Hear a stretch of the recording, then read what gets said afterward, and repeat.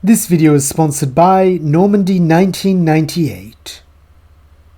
Ash cannot believe what he is hearing. Serena left? No, his friend wouldn't do something like that. This must be all some big misunderstanding. Though, as he looks between Brock and Lycia, both of whom share matching saddened expressions, a sudden sinking sorrow sets in his chest as he is forced to accept that she is really gone. Thanking Lara Laramie for her help, Brock then ends the phone call, while Lycia sighs that it won't be the same traveling without Serena. But here Ash stops her, asking what she's talking about. They can't just let it end here. They need to go to Kalos right now and bring Serena back. Though he is somewhat obtuse, even Ash cannot fail to notice the looks of misgiving the elder pair share at these words, with Brock stating in a kind voice that he's not entirely sure that's a good idea. Clearly Serena wanted to take a break from the journey, otherwise she wouldn't have gone back with her mother, so it's not fair of them to disregard her wishes and come barging in to force her to return to something she doesn't want to, even if they will miss her. Heating up a little now, Ash retorts that he won't. No, he can't abandon a friend, especially one in need, so he's going to Kalos, and if something's holding Serena back from continuing their journey, he's gonna help her fight it off. Laughing a little at how her young companion treats everything like a Pokemon battle, Lycia tells Ash that if this is the path he's chosen, she and Brock won't stand in his way. But before he does anything rash, she just wants him to at least think about his real motives here. Is he doing this because he believes it's in Serena's best interests, or is he doing it because it's in his? Resolutely, Ash replies that this is best for everyone, to which Lycia sighs that she guesses his mind's made up then. She then urges him to pass on her and Brock's best wishes to Serena when he sees her, and to tell her that if she needs anything they're just a phone call away, something Ash promises to do, since even though he disagrees with his two companions here, he understands that they're trying to be good friends to Serena in their own way, just like him. The trio then go their separate ways, with plans to meet up as soon as Ash is back in Kanto, and as Brock and Lycia depart, Ash returns his attention to the phone bank and places a new call.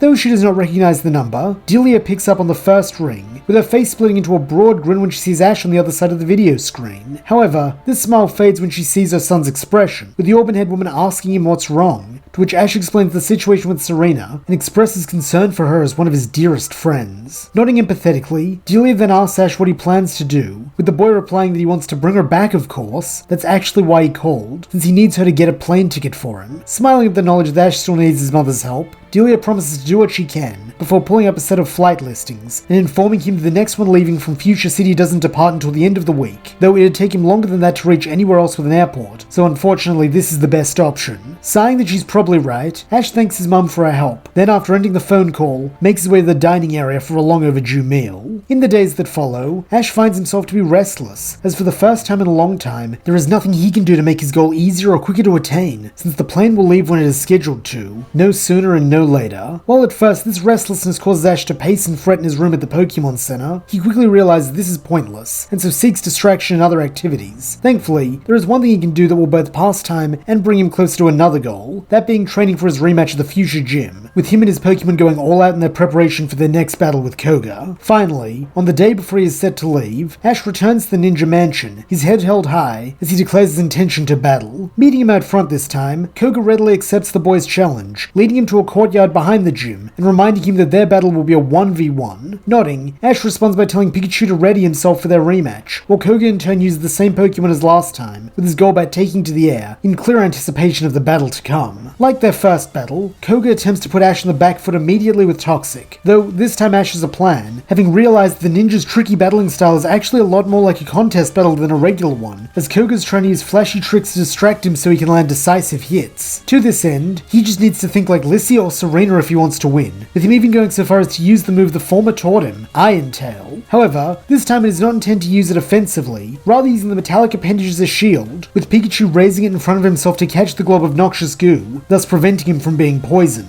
Stoically, Koga comments that Ash did well overcoming the first instrument of his previous downfall, though the question stands as to whether he can do the same about the second, before ordering a wing attack. At once, Golbat is upon Pikachu, striking him in the stomach with a wing attack, and as he feared, the bat Pokemon is still faster, with Pikachu curling in on himself, while Golbat returns to his master's side. Keeping up the pressure, Koga has Golbat repeat the process, though resilient as ever, Ash refuses to lie down and take this, having Pikachu use quick attack to get away. In this speed-boosted form, the electric rodent proves himself to be faster faster than the bat, evading the attack and coming back in for a hit to its back, while Koga praises that it seems Ash has found a way to level the playing field. Nonetheless, just because Ash is taken at his immediate disadvantage doesn't mean he can strike back, as when he goes in the attack with the Thunderbolt, Golbat simply evades it, then retaliates with a follow-up wing attack, winding Pikachu once again. Furrowing his brow, Ash attempts to form a new plan, since with all his focus being on preventing Toxic and Wing Attack, he hadn't actually thought of a way to win. Luckily, thinking on his feet is an Ash Ketchum specialty, and seeing that ranged attacks aren't working, he quickly devises a new plan that he believes should be able to net him the victory. Looking at Pikachu, Ash tells him to charge a Thunderbolt, something the electric rodent can do,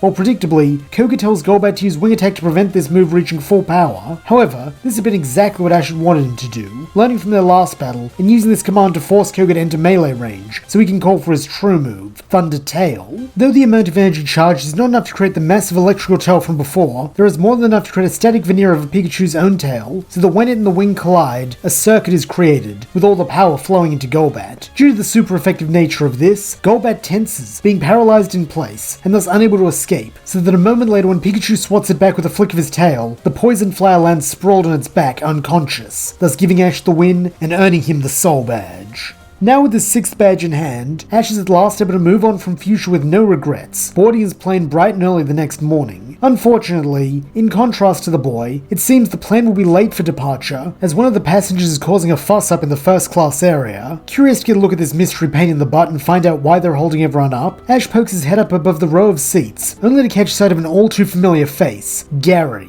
From the looks of things, he is trying to use his oak name and the fact that he is the grandson of the region's preeminent Pokemon researcher to weasel his way into first class, something the flight attendants are not having, as they instruct him to return to his assigned seat. Not being used to this level of adversity, Gary eventually relents, huffing his way back to economy class, and most unfortunately taking a seat beside Ash. For a moment, neither boy speaks, simply staring at each other with wordless dislike. Then, with a growl, Ash demands to know what the Oak Boy is doing here. Haughtily, Gary replies that he's here to rescue Serena, of course, since when his gramps told him what happened to her, he just knew he had to drop everything and come be a knight in shining armor. Ash's only response to this is a derisive snort, as in his eyes this is just more of Gary being weird around Serena. Though clearly feeling wounded by this lack of admiration, Gary waspishly comments that when they get back after this trip, Serena will probably want to travel with him like she should have from the start. After all, it was probably something Ashy Boy did that upset her so much she went back to Kalos in the first place. Refusing to take this lying down, Ash attempts to explain the situation, insofar as he understands it. Though arrogant as ever, Gary will not let him finish, cutting in frequently with snide remarks that see the boys bickering all through their long-haul flight, much to the annoyance of their fellow passengers. However, this fighting does not stop when they reach Lumio City, quite the opposite in fact, as now with countless things to do and see, they have a whole range of new topics to argue about. This finally comes to a head when the boys acquire a map, as both have very different ideas of the fastest way to get from Lumio City to Vanderville town where Serena is. While a more logical individual might have suggested splitting up and putting their theories to the test, these two hotheads instead decide to solve this squabble the way people like them solve most disputes, have a Pokemon battle, with a winner deciding which way they go. Since they are short on time, they decide to keep this simple, having a quick 1v1, with Gary bringing out his Blastoise at the same moment Ash chooses Pidgeotto. Letting out a trilling cry, the proud avian takes off, stretching its wings after so long cooped up in its ball by doing a series of aerial loop-de-loops before coming back down to hang by Ash's side. Meanwhile, Blastoise cracks its neck and levels its cannons at its foe, with Gary taking the first move as he calls for Hydro Pump, which Pidgeotto only narrowly avoids, causing dewdrops to speckle its feathery underbelly as it soars forth and closes the distance between itself and Blastoise. Now up close, the bird Pokemon shows off its own offensive chops with a speedy wing attack, which clips the blasting turtle around the ears before cutting a hasty retreat into the sky. However, Gary and Blastoise have not given up on dousing the normal flyer, with Blastoise simply redirecting its cannons upwards so the twin jets strike true, drenching Pidgeotto. This leaves the pink-haired pigeon in quite a state, as with its wings all wet, they are now significantly heavier and less effective thanks to all the moisture caught in its feathers, drastically reducing its aerial mobility and making it a prime target for what comes next. A super effective ice beam that strikes Pidgeotto long before it can dodge and freezes it solid thanks to already being wet. In an instant, the bird Pokemon has gone from a graceful master of the skies to a plummeting chunk of ice, with it crashing back down to the battlefield with a nasty crunch that shatters its prison and leaves its inhabitant looking rather dazed. Unsurprisingly, being the opportunist that he is, Gary capitalizes on this, having Blastoise ready a skull bash before slamming into Pidgeotto's prone frame, sending it skipping along the ground and crashing into the wall behind Ash. Urgently, the black-haired boy calls out for his friend, and to his relief, receives a trilling response, signifying that Pidgeotto is still conscious, though from the readiness of its chirp, Ash can tell that the normal flyer is not doing all that well. Meanwhile, Gary is exultant, jeering that this is just more proof of the difference in their skill level, since Ash's Pokemon only managed to get in a single measly hit, and even that was a lucky shot rather than anything to do with actual ability. Such insults incense Ash, who prepares to spew back some scathing retort, though it seems he is not the only one angered by Gary's comments, as from behind him, the boy feels a rush of wind as Pidgeotto takes flight, soaring back at Blastoise to defend both its own honor and that of its trainer. Caught off guard by this sudden retaliation, Gary and Blastoise can do nothing but take the wing attack, though it is of little consequence, as they both believe that one more good hit should do the trick. To this end, Gary tells his star to use Hydro Pump again, though this time instead of fleeing, Ash's Pidgeotto counter with Gust, taking what he learned from his training for Koga and using it to create an air shield, which blocks Gary's attack, keeping his partner in the fight. However, this is not an impenetrable shield, as when Gary swaps to Ice Beam, the concentrated pulse of Arctic energy is enough to break through the whipping winds and strike Pidgeotto on the wing, thus freezing it solid. Having abruptly lost half of what was keeping in the air, the normal flyer begins to fall, with Gary not even bothering to order a follow-up, since this crash landing will surely spell the end for Pidgeotto. Though, keeping the faith, Ash tells his friend that he believes in it. This trust bolsters Pidgeotto, so much so that as it begins aiming itself at Gary's Blastoise in an attempt to take it out too, a white light engulfs the bird Pokemon. In unison, the two trainers gasp their disbelief at this turn of events, though their eyes are not deceiving them, as after crashing into the water starter hard enough to shatter its freezing shackle, a proud Pidgeot flies back at incredible speeds. Letting out a congratulatory cheer, Ash then tells his first catch to end things, and wanting to show off the full capabilities of this new body, it readies an all-out attack. Though, before it can launch this finishing blow, a new voice speaks up, calling this a most fascinating battle.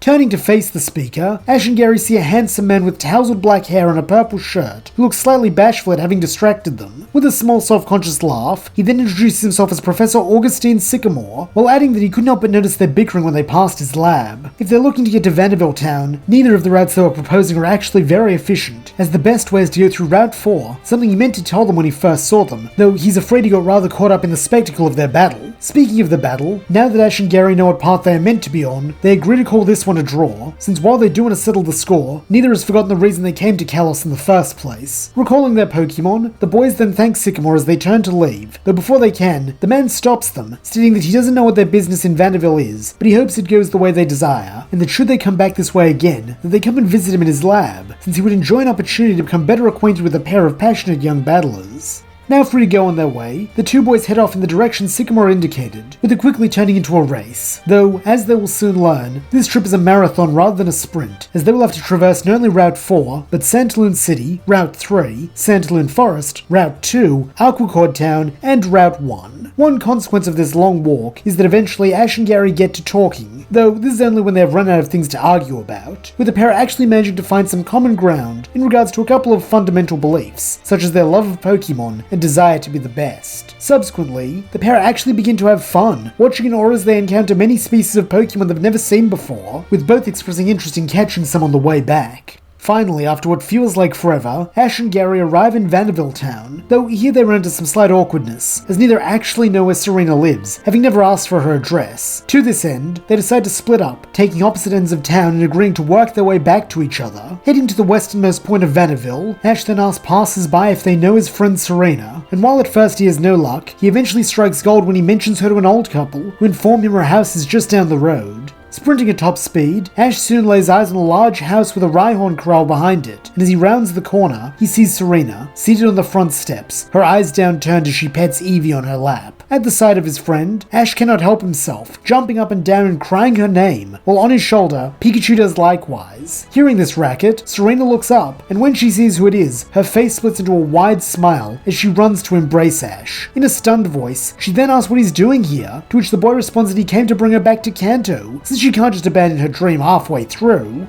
Smiling ruefully, Serena apologizes, saying that she knows that now. She knew at the moment she got on the plane, but after that loss at Fuchsia, she was just so devastated that she couldn't bear to stay. She then apologizes for worrying him and making him come all the way out here, but with a laugh, Ash tells her to stop apologizing, saying he's just doing what any good friend would, before asking if she's ready to go. Unable to resist his infectious laughter, Serena promises that she will be shortly. She just has to pack a few things, so why doesn't he come inside and she can show him around her home, then in a little bit they'll get back on the road. Nodding, Ash allows himself to be led by the hand into the house, where he spots Grace sitting at the dining table, and as he goes to greet her, she gives him a polite smile, welcoming him to her home. She then turns her eyes on her daughter, not needing words to ask the obvious question, with Serena beaming that Ash has come to get her so she can return to her journey. This statement puts a frown on the woman's face, as she sighs that she was afraid that was the case. She then turns to Ash, and in a kind but unmistakably firm voice, thanks him for going to the effort, though he really shouldn't have come all this way, since Serena won't be coming back with him.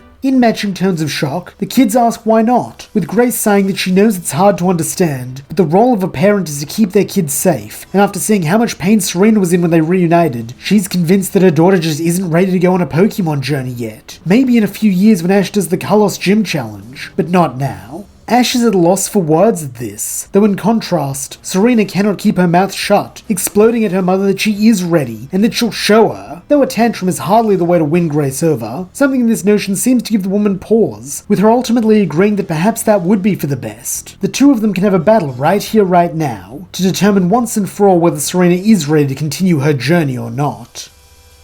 And that's where we'll leave things. What does Grace have planned for this battle? How will Serena fare against a far older and more experienced opponent who knows her implicitly? And can she win herself the right to return to Kanto with Ash? Find out as the journey continues.